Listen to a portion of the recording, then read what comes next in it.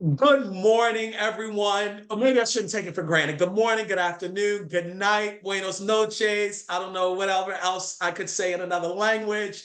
Wherever you are in the world, friends and family, wherever you are listening to this, I'm Darrell J. Bennett, the CEO of the B Squared Global Group, and I'm super excited. I'm here with the very gifted and just extremely heart-centered Hinesh Chauhan of Evolut Consulting.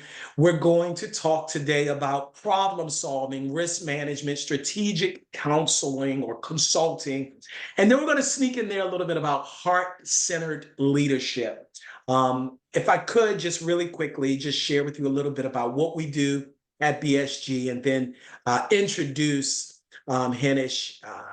Start with just saying, first of all, thank you for listening. I don't take this for granted, whether you're listening, through your iPad, your iPhone, some sort of watch device, an Android, the computer. Maybe you're not even listening directly or you didn't put this on, but you're in the room and someone is playing this. I don't believe it's by accident. This is not by serendipity. It's a reason why you're hearing this now. Our goal at the B Squared Global Group is really to empower and educate over 1 billion people over the next 10 years. And so, I understood at the very beginning, there's no way we can do that on our own. We work through the power of collaboration. So we bring together government agencies, investors, suppliers, and vendors, MWBEs, small and medium business owners, local and diverse businesses, and of course, consultants, experts, contractors, and people who are really just great at what they do. So you can have the advisement, you can have the counsel, you can have the strategic insight as to how to take the next steps. We've done several of these webinars now. I will say, and you can quote me on this because you can watch the webinar, so I haven't said this before. Hinesh is the first one that we're doing a webinar with that I really feel just so completely aligned with. I reached out to him through just things we were going through in our own business, some things I was going through personally in my life. And I just appreciated his really, Hinesh, I'm talking about you like you're not here, but just give me a second. That's fine. That's fine. Carry on. I appreciated the fact that he really just took time over several calls to help me sort of understand, okay, what the problem and challenges are, help me think more deeply around myself, around clarity and really kind of put together a roadmap. Sometimes I feel like when we had calls with advisors or consultants, it could be very transactional. I've got 15 minutes for you and no more. I got a hard stop. And if you don't purchase my services, go take a road, go take a hike. This is not that. And I can tell you that through personal experience. I am going to just briefly introduce Hinesh.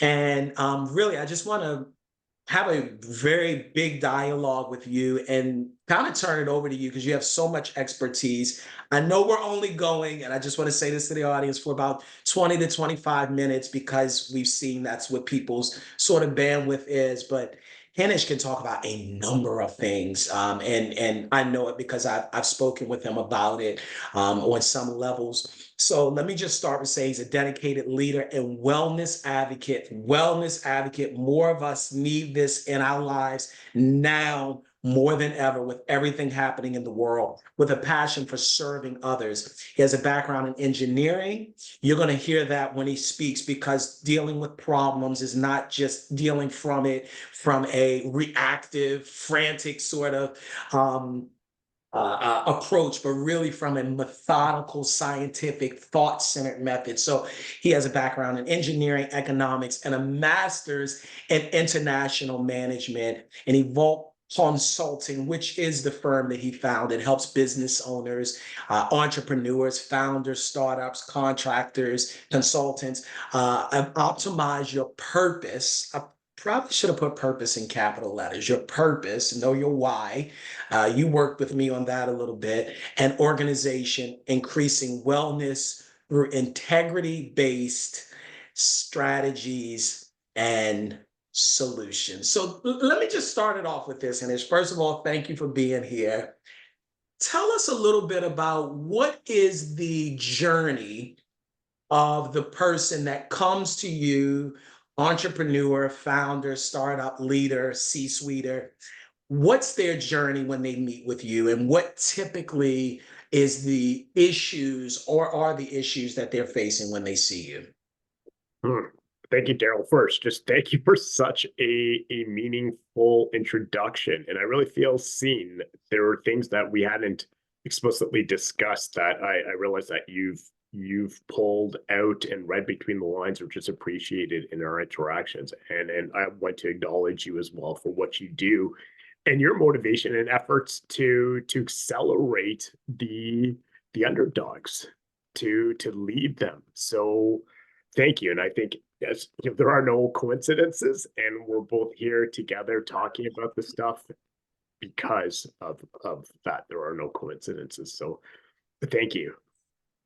To answer your question, that that need isn't actually apparent. So generally, there's a sentiment of things could be better, or we're facing a transition, we've hit a plateau, and not understanding what that challenge is. And it could be a solopreneur getting to the next level. It could be an SMB with less than 50 people, or it could be a very large corporation that is facing different challenges, whether it is high attrition, which is usually a secondary or tertiary effect of some other major issue. But once we start having a conversation, it becomes very apparent because I can understand what the challenge is or what they're speaking about and drill down to the issue to start getting down to that root cause. So just like anything else, whether it's medicine, whether it is most approaches to management consulting, or even home repair, where people don't take the time to drill past the symptoms to understand the ultimate root cause and start discussing that and how to solve it while addressing the symptoms as well to ensure that it's a balanced approach to get the greatest impact or the most positive effect in the short amount of time.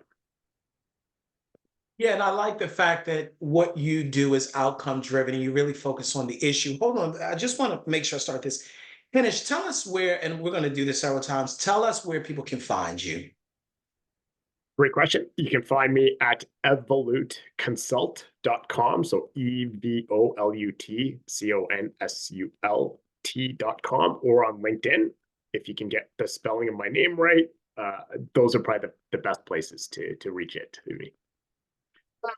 No, it is definitely, look, it's easy to pronounce, but I think it just seems like it's so many different pronunciations. But yeah, so just so talk to us a little bit about.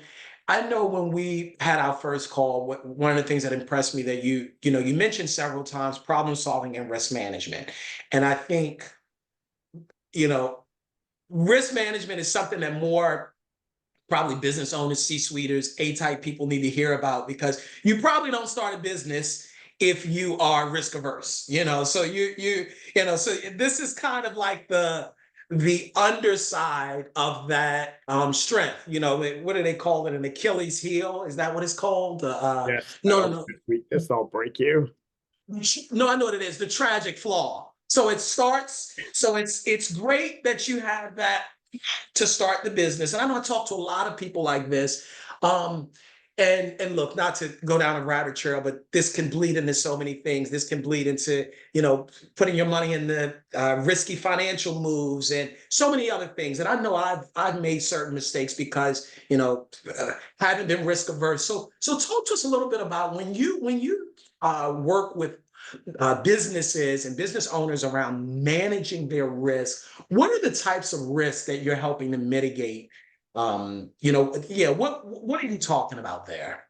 Yeah, and risk is everywhere. And I'd like to first preface this discussion or anything related to risk to change the way people see risk, because they feel it's a very complex activity. You need to bring in these specialists with these different certifications. And my whole life has been absorbing information and identifying what the threats were, whether it was in the military as a strategist, as a combat engineer, understanding what the threats were and helping commanders plan out their strategy as a martial artist, as a delivering or having a multi-$100 million budget and landing within half less than 0.5% of my budget every year, which is unheard of in the world of capital.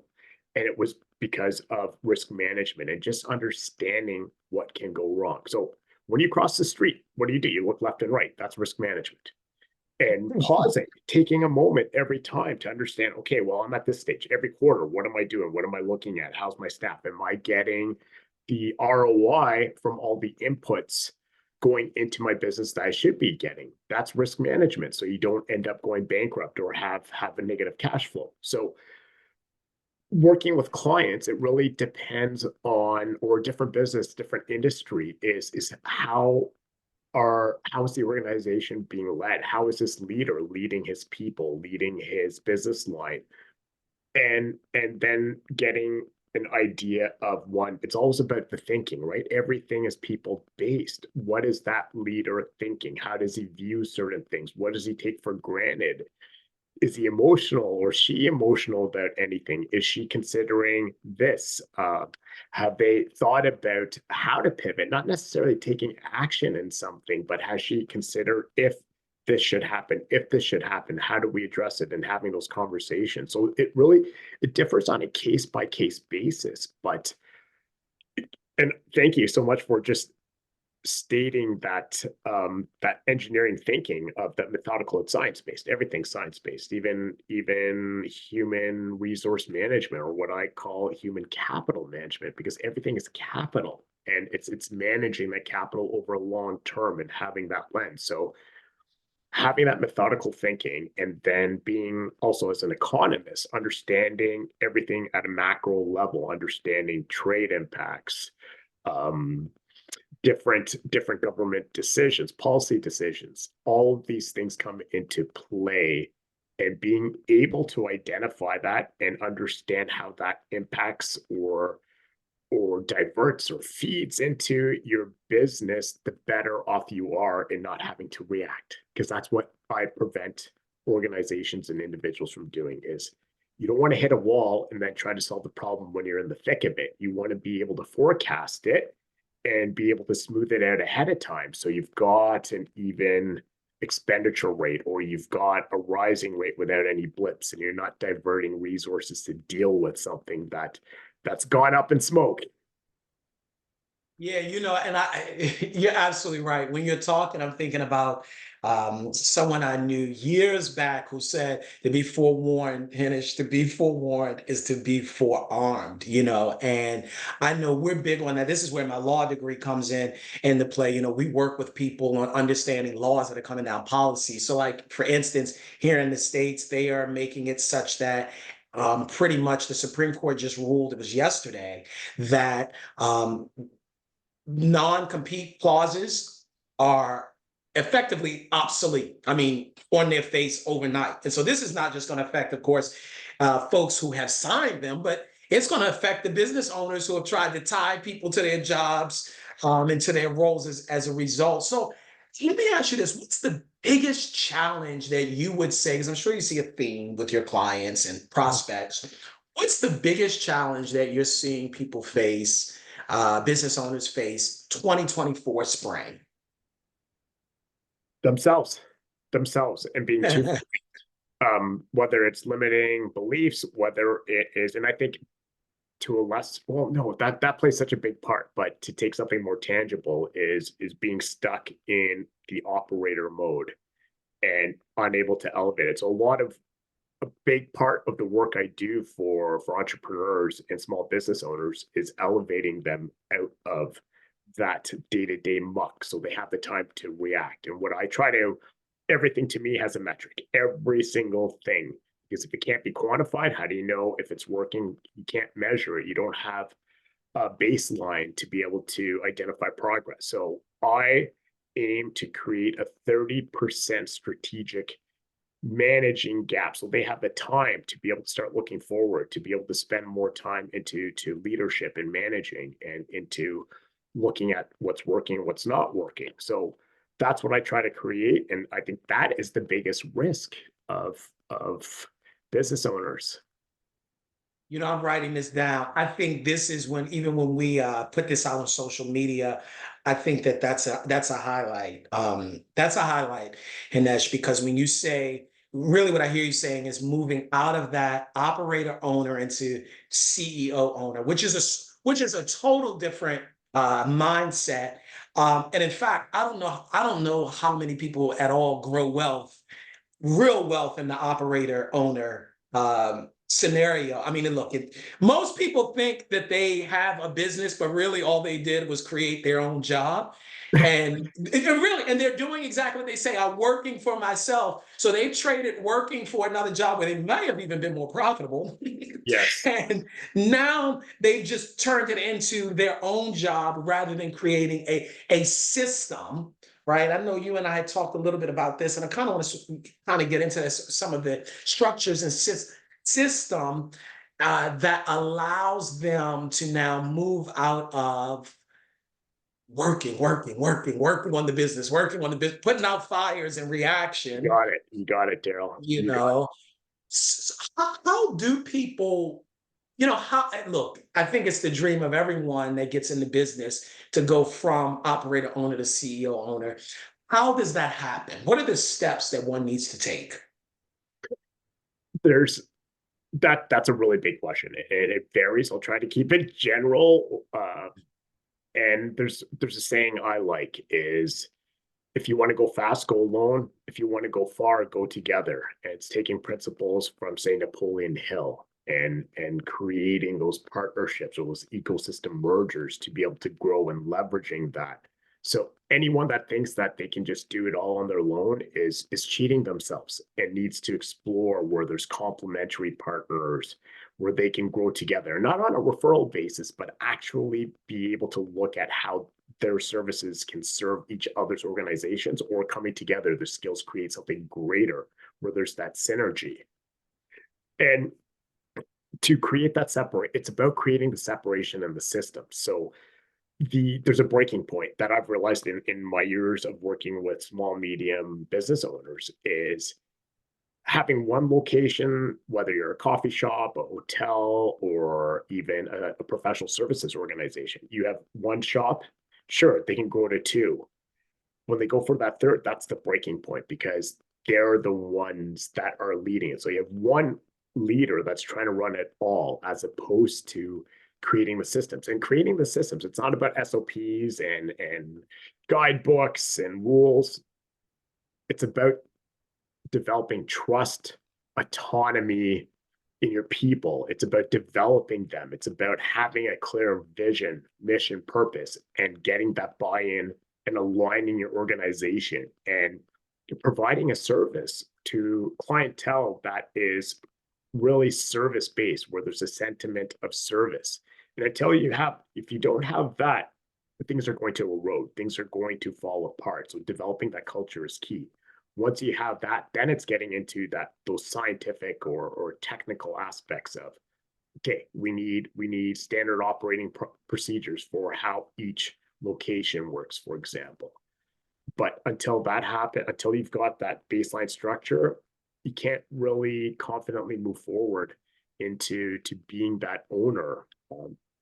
And the second part to that I'd add is there's there's an incentive to grow even bigger, because once you develop two layers of separation, then that's when you're winning. When you're able to operate your business from anywhere in the world, you've got a COO, you've got a operations manager, you've got an office manager, somebody that can deal with the day-to-day fires, somebody that is taking care of recruiting, of onboarding, of the day-to-day operations. And that's the goal, is get out of that, grow your business. It's going to be hard, it's going to be arduous for the first couple of years, but put in the time to be able to get to that point and create value so that you are getting paid what you're worth.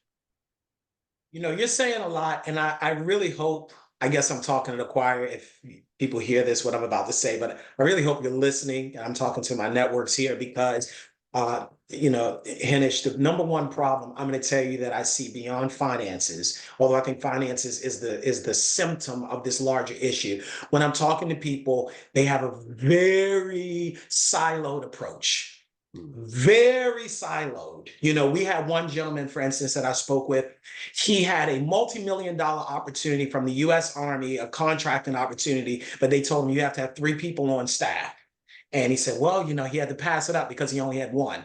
I'm like, you didn't think to find people quickly? That's what, I mean, they wanted to give this to him because this was a gentleman who had an MWB or MBE certification. He's a veteran. And he said, I really didn't think of that. I said, you didn't think of, I mean, you didn't think of somehow leveraging a partnership, a network, a cousin that does the work. I mean, somebody to get them on the payroll. It's amazing. And one other thing you said, and if I could just highlight, one of my favorite movies is The Founder. I don't know if you saw that with Michael Keaton, the movie about McDonald's. Yes. Yes. Okay. That is. Figured you did. Yes. Figured you did. Because what you're talking about, when you talk about building the trust, and I like what you said, which is essential, and I hope people caught this, that the SOPs and the technical codification, as it were, on paper of your processes is an outgrowth of the foundation of trust and transparency that already has to be there. And I think about when the McDonald's brothers were, I think it was like their third restaurant, kind of like you said, right? So they went from San Bernardino, they started that. Ray Kroc comes in about their second or third one, and he pitches them the idea to franchise. Long story short, one of the first franchises, one of the brothers is kind of griping to the other brother, I don't like the roof. I don't like the way that the roof is, and they don't have a basement. And Ray Kroc is trying to get them to understand, if this is going to be a global, forget global, if it's going to be a multi-state business, we don't have time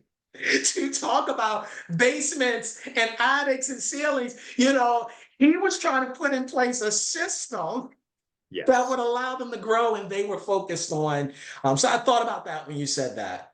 Yes, that's a really good comparison, and I wish I had a better memory to retain everything I watched. But that's a great movie for that, and just seeing how he took that and ran with it, and because there's quality matters, but done beats perfect, and you can't look at your business, especially at the onset, and say, okay, I need a good digital marketing strategy. I need a perfect website. It's about the people, it's about the relationships and who you hire. This is another really important aspect is don't hire people for the role. Hire them for the business and who they are.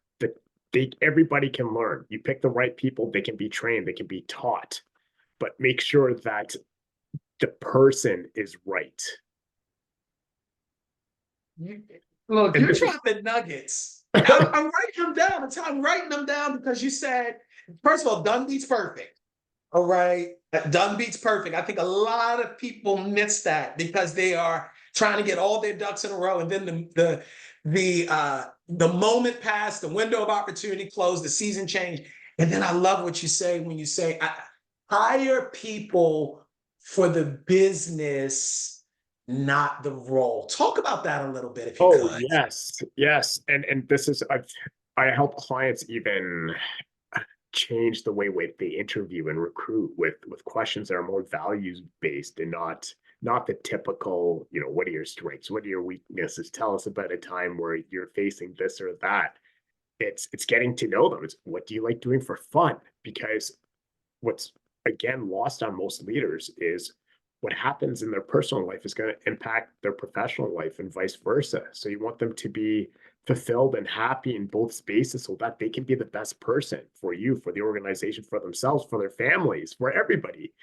And that's a win-win. You always want that win-win situation. So hiring that person that's a good fit is somebody who has integrity, and you start talking to that about being transparent, about saying or doing what you say you're going to do, and finding those people. people who are, you know, this is what I'm not strong at and I'm working at it. That's good. I want to know who I'm working with. I want to understand your weaknesses so I can help develop you, or where I need to pay more attention. And if you're a very good communicator, and this is your forte, and of course, once you've proven it, then I know I don't have to worry about that, or the stuff I don't like doing, or the stuff that I am challenged to find time for. No, I can delegate it to that individual. So get to know that person and then start developing them, training them, and raising them up, because a rising tide lifts all boats. And when you create that in the business, that's the culture that you'll develop, and everybody will support and help everybody.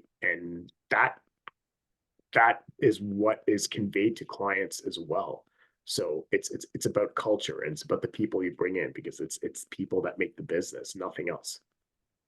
I like what you said too, because, and I think this is a good point to note.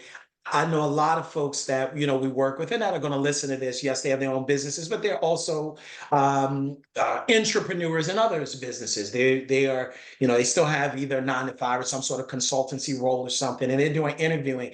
And maybe it's worth, for those of you that are listening, the next time you're asked by a company, what are you looking for? Because that's generally what they might say toward the end. What are you looking for in your next role? Maybe that's something to say, to have them even think differently. I'm looking for an organization that's hiring for their business/enterprise and not just for the role, because I understand the role might change. I mean, that's a way to say something to make the person on the other end think, wow. Because, and this is kind of where I want to land our conversation, if I could, to get a little personal, this take a heart-centered approach. I think when we say, many times when people talk about cultural fit,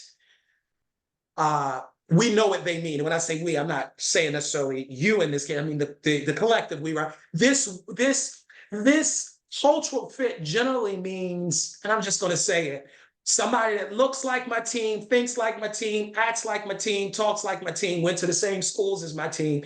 And I heard once someone say, you might have the best person for the role, but they may not be the best person for the team. So think on that. So I want to ask you your background. You mentioned in the beginning your name being sort of different.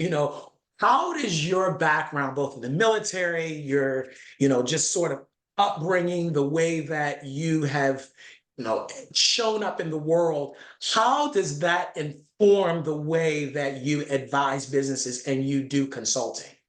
Oh, that's a huge question. Huge question. And there's a lot of aspects to it. But I grew up in both my parents were immigrants.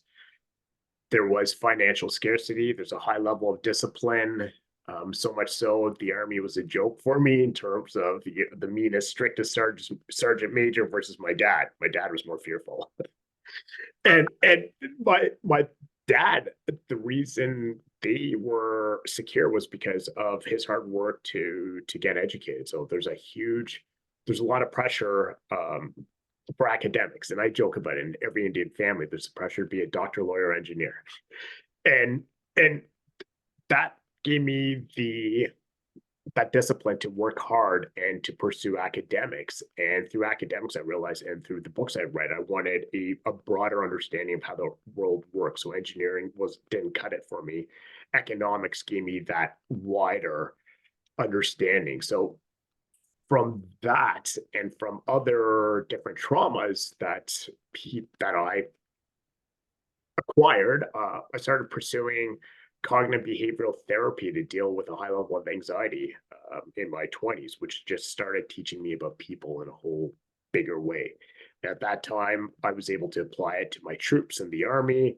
Later, as I did my master's in management, applied that and had my little laboratory for all these things. And as I applied what I learned and what I understood, how big that people element was in terms of understanding myself, understanding others, understanding psychology, management, leadership, bringing that all together with those technical aspects and problem solving. The biggest part of all this was, as a combat engineer and later an Army engineer officer, we are the problem solvers on the front lines. There is no oh, give me until tomorrow. When you've got that firm deadline for the mission, everybody's relying on you. You need to get it done. You need to solve it. And you do that by big borrowing, stealing, a lot of gun tape, a lot of um, all these different things that you get together to create a solution. So again, it was, we need this, we don't have it. You have to develop the relationships. You need to have that conversation with somebody that has something that they need, that you need more, and be able to influence them in a positive way to be able to meet the greater goal. So, and there's so much more: the writing, briefing cabinet ministers, how to communicate properly, concisely, and the power of language, and all these different things, which I could go on for hours and hours of what those different impacts and influences were, the different roles I've done. And I've been blessed to have such a fascinating career where I've learned all these things in depth to a point of mastery. And that's brought me to understand money, risk, people, process, governance, stakeholder management, let alone policy, legislation, regulations, and getting into that and how that impacts it. So that's a bit about what my path has brought me to be and to learn. This has been an extreme, thank you. Thank you. This has been an extremely enriching conversation. I want to give you the last word. I just want to say, first of all, those of you that are listening, I'm going to make sure that we have the website at the bottom. You can go to Evolut, that's Evolut Consult. I hope you know how to spell consult. So evolutconsult.com, and you can find Hinesh. You can also find him on Instagram. I'll let him tell you more about that. And, kind of get a sense of his personal side and how that informs what he does. I follow him. I think it's worth, if you are interested in taking your business from owner operator, solopreneur, siloed, working in the business, putting out fires, to owner, CEO owner, right? To overseeing, to management, to having the freedom to breathe, and creating systems and solutions that detaches you from the day to day. I think you need to have the conversation with them. You can also, of course, come to us, and we can bring, we can sort of traffic direct you over there. You can go to this QR code, go to www.bsg-global.com, or just email me at Darrell@bsg-global.com. You just will probably just reply to the email that you've received, or if you're seeing this on social media, you see it there. I do want to just thank you for listening. Like I said, I want to give Hinesh the last word here, but please take action. And I want to ask you, as you wrap up here and give us the last words, what is the one action step people can take? Because I don't want you to just, this is not just about hearing it and then going away. We have this is not a North Faith seminar, but in my faith tradition, it said it's not the hearers of the words that make the difference, it's the doers. So I don't want you to just listen to this, close your laptop, or shut off your phone and keep doing what you're doing. I want you to take an action. So what's the one, as you close for us today, what's the one action that people can take to help them get closer to the dream? I can breathe, and I can, kind of oversee my life now and my business, as opposed to being a worker drone. Define it. Absolutely. The single one thing that will lead to everything else is define what you want it to look like. What does that look like in 5 years, in 10 years? Break that down in terms of 2 years, 1 year. What are you looking at? And start mapping out the milestones and objectives, and break down what has to be done to get there. And nothing is unfathomable. You can do it. If you plan it, then you can make it happen. So map it out, break down those outcomes, those sub goals, from an annual level to a monthly level to a weekly level, and then start figuring out how to reach each of those goals. If you feel you can't do it, ask who, not how. Don't waste your time and kill yourself spending time, money, energy on courses. start creating the revenue now and what you do well to be able to start hiring the help or support or advisory services you need to move forward, because you don't know what you don't know. Wow. Well, I want to say thank you for taking the time. I'm just writing it down. Ask who, not how.